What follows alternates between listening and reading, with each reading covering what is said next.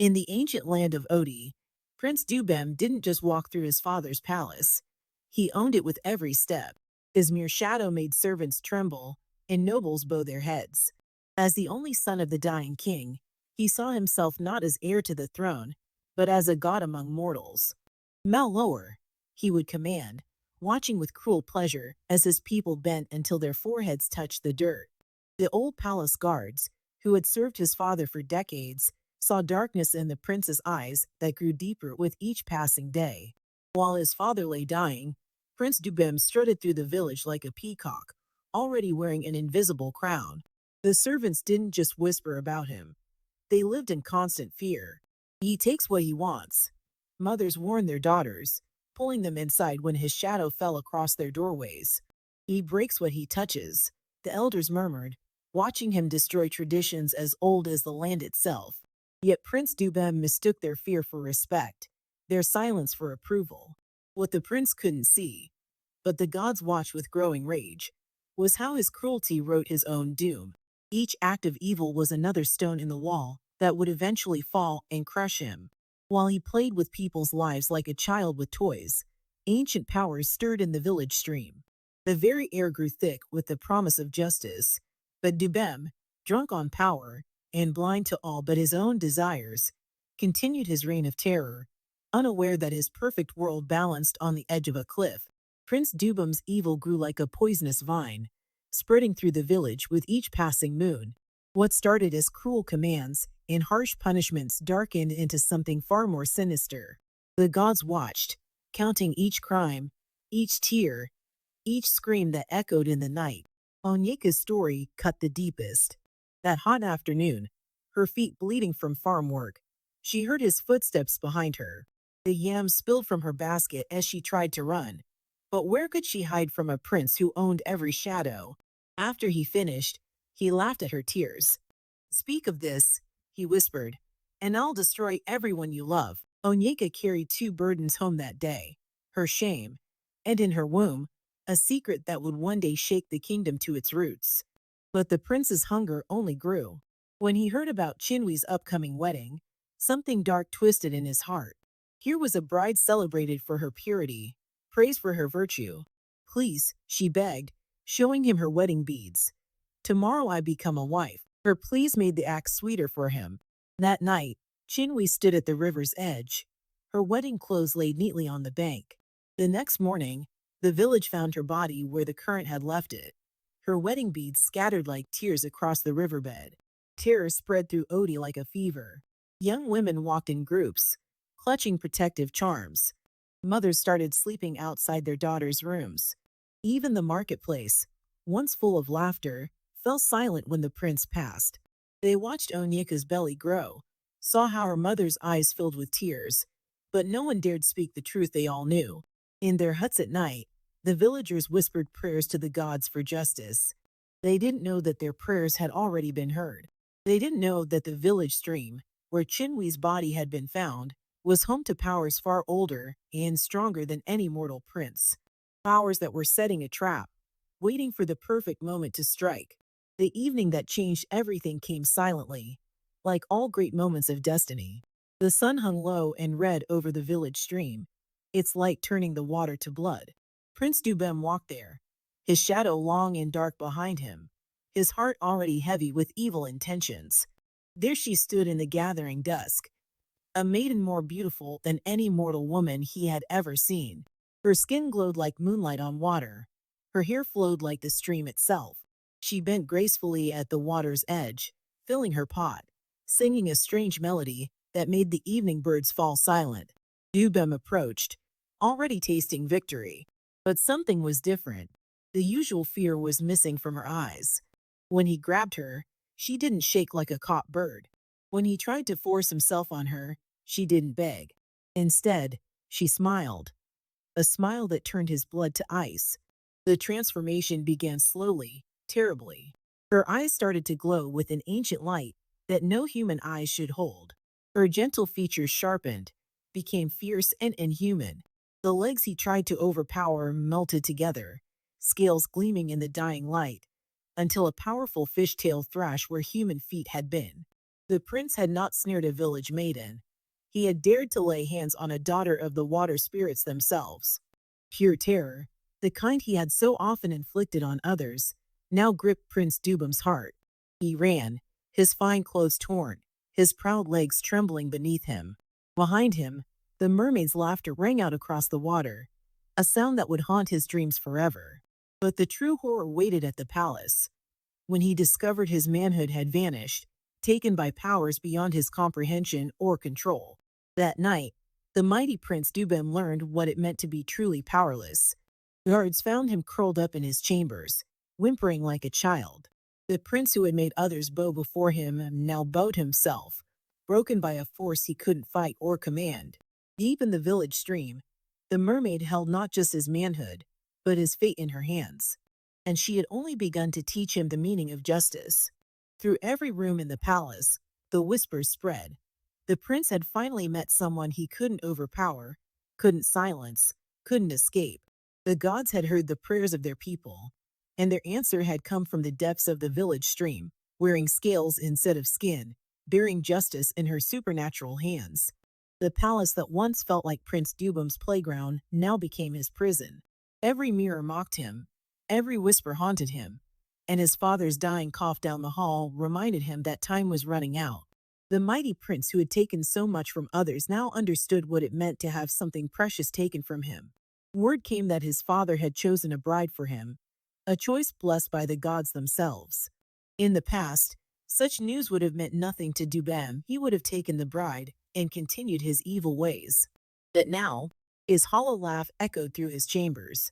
How could he take a bride when the mermaid held his manhood in her watery realm?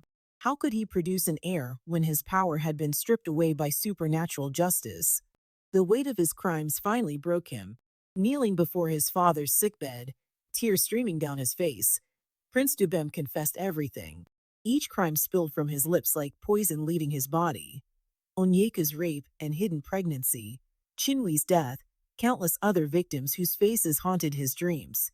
His father, the dying king, listened with growing horror as the true nature of his only son emerged. "You," the king whispered, his voice heavy with disappointment, "are no son of mine. The throne is not a seat for monsters." Each word fell like a hammer blow on Dubem's heart. The crown he had lusted after, the power he had abused, the future he had seen as his right, all of it crumbled before his father's judgment. But the private shame wasn't enough. The king demanded public confession. Every crime admitted before the very people Dubem had terrorized. The prince would have to stand before them not as their future king, but as a criminal facing justice. His father's words rang in his ears. "Let them see you as you truly are. Let them witness your fall." Deep in the village stream, the mermaid's presence lingered. Her power wrapped around the palace like invisible chains, holding the prince to his fate. She carried his child in her supernatural womb, a reminder that his bloodline would now be forever tied to the water spirits. No mortal bride could save him, no royal decree could free him, and no amount of power could restore what he had lost through his own evil actions. The prince, who had never faced consequences, now drowned in them. Every path forward demanded a price he wasn't ready to pay, but payment would be taken whether he was ready or not. Justice, like the water itself, would find its way through every crack in his carefully built walls of pride. The day of Dubem's public confession dawned like any other, but the air crackled with unseen energy. The entire village gathered in the palace courtyard, their faces a sea of suppressed anger and curiosity. Some came clutching protective charms. Others held their daughters close. In the front row stood Onyeka, her belly swollen with the prince's secret child, her eyes fixed on the ground. "I stand before you not as your prince." Dubem's voice trembled, but as a man chained by his own evil deeds. Each confession fell from his lips like stones into still water, creating ripples of gasps and cries through the crowd. As he named his victims, women began to weep openly. When he spoke of Chinwe's death, her family wailed, their grief echoing off the palace walls. But fate wasn't finished with its theater of justice. As Dubem spoke, the sky darkened unnaturally. The village stream began to bubble and churn, its waters rising like a living thing. The crowd parted in terror as a figure emerged from the waters. the mermaid, more beautiful and terrible than any mortal woman, holding a baby in her arms. Her approach silenced every human voice. Even the birds stopped singing. She glided across the ground, water flowing beneath her scales. Her child, Dubem's child, watching the crowd with eyes that held the depth of the ocean. The baby's skin shimmered with faint scales, its tiny hands webbed like river creatures. Then, like thunder breaking the silence, another voice rose from the crowd. Onyeka stepped forward, her head finally raised. "I too carry the prince's child," she declared, her voice stronger than anyone had ever heard it. "A child who was forced upon me, just as the mermaid's child was forced upon her." The mermaid turned her supernatural gaze upon Onyeka, and in that moment, something passed between them, an understanding between two mothers bound by the same man's cruelty. The air itself seemed to hold its breath as the mermaid spoke, her voice carrying the sound of rushing waters. "Your son," she pointed to Onyeka, "shall rule this land, for he was born of suffering and strength." Then, turning to Dubem, she held out their child. "And our son shall bridge two worlds, a reminder of your shame and your redemption. You will raise him, bound to me alone, never to take another wife.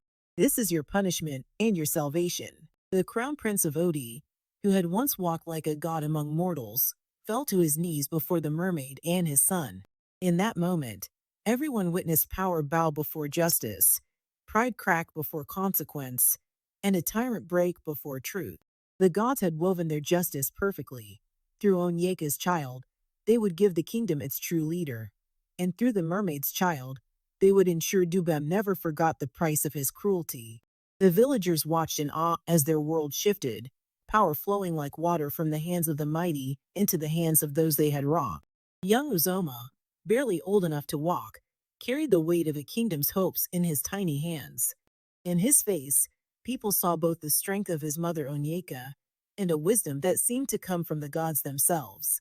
The child who had been born in shame now sat upon the throne, wrapped in royal robes that had been made smaller just to fit him. But darkness lurked in the shadows of the palace.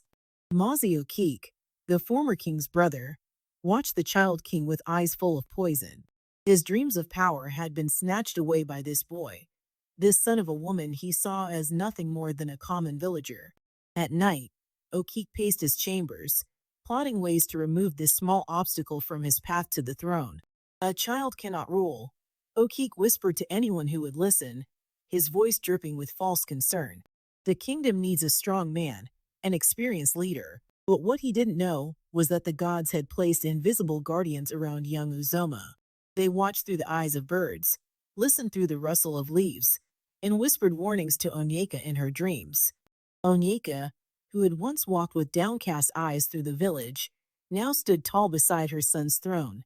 The same strength that had helped her survive her shame now helped her protect her son. She learned to read palace politics, like she once read weather patterns in the sky. She spotted Okik's poisoned words before they could take root, his deadly plans before they could bloom. One night, when Okik crept toward the young king's chambers with a blade hidden in his robes, he found Onyeka standing in the doorway. Her eyes held the same fierce protection of a mother lioness guarding her cub. Behind her, little Uzoma slept peacefully, unaware of how close danger had come. "The gods chose him." Onyeka's voice rang through the dark corridor.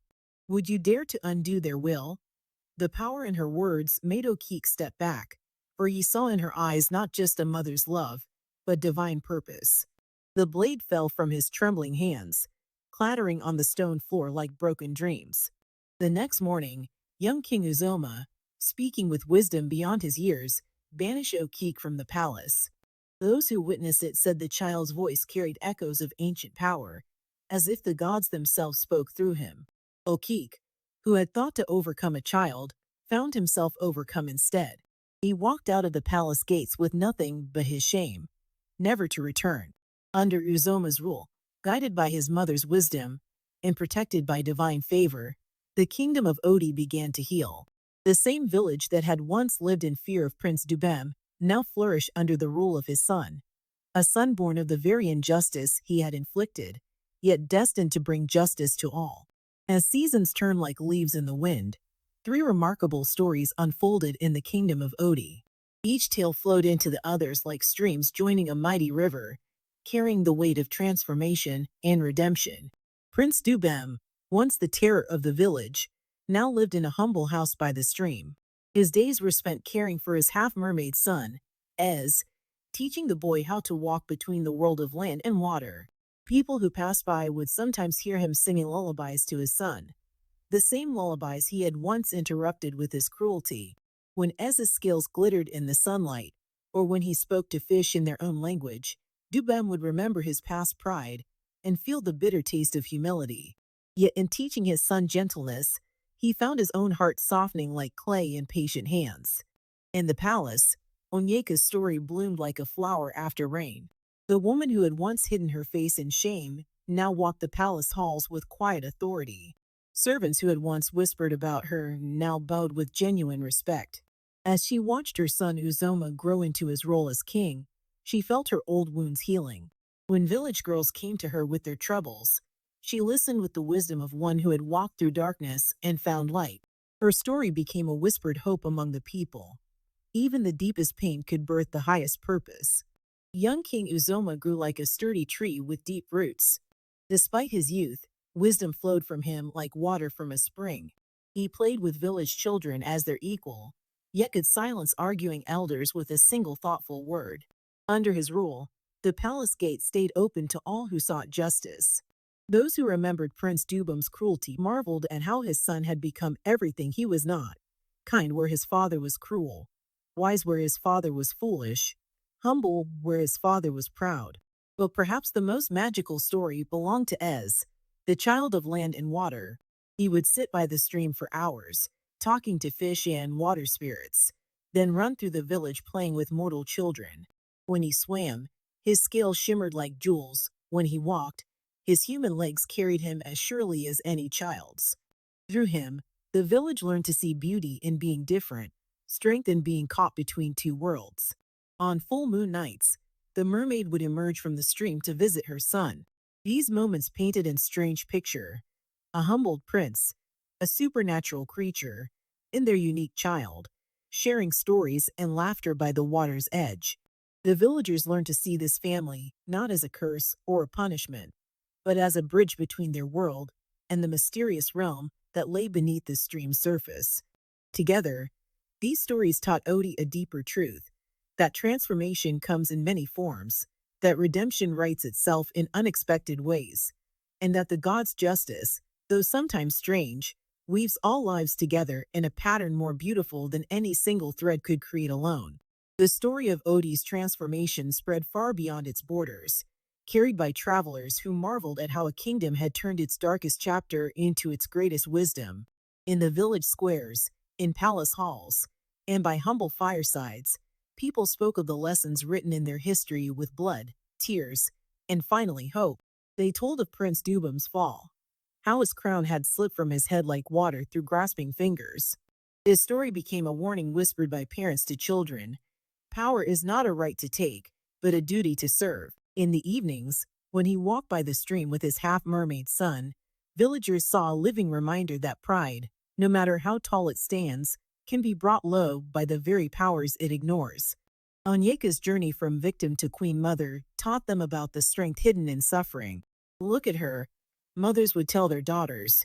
She carried shame like a heavy pot of water, but it watered the seeds of her destiny. Her quiet dignity in the palace showed how justice, like a river, might take unexpected paths, but always finds its way to the sea. Young King Uzoma's reign proved that true power grows best in gentle hands. Under his rule, the palace became not a place of fear, but a house of justice where even the poorest farmer could seek fair hearing. His wisdom, blooming so young, reminded everyone that the gods choose their instruments not by the strength of their arms, but by the content of their hearts. The mermaid's justice taught them that consequences come in forms no mortal can predict. Every time her scales glittered in the moonlight during her visits, people remembered that powers greater than human pride watch over human actions. Her presence in their stories became both a warning and a promise. A warning that injustice never goes unseen. A promise that justice, though strange in its working, never fails to come. But perhaps the most beautiful lesson came from Ez, the child of two worlds. In his ability to swim with fish and walk with humans, they saw hope for bridging all divisions. His very existence proved that even from the darkest acts, light could emerge, that curses could become blessings, that endings could become beginnings. And so the kingdom of Odi learned to carry these truths like precious gems. That power without compassion destroys itself, that victims can rise to become victors, that justice wears many faces, some human, some divine, that leadership means serving, not ruling, that transformation, like the flowing stream, can reshape the hardest stone, and that every story, no matter how dark its beginning, can end in light if its lessons are truly learned. The story of Odi became more than a tale.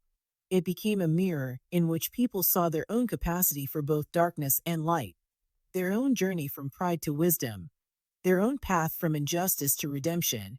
And in seeing this, they learned to walk more gently, lead more wisely, and live more justly in the light of these eternal truths.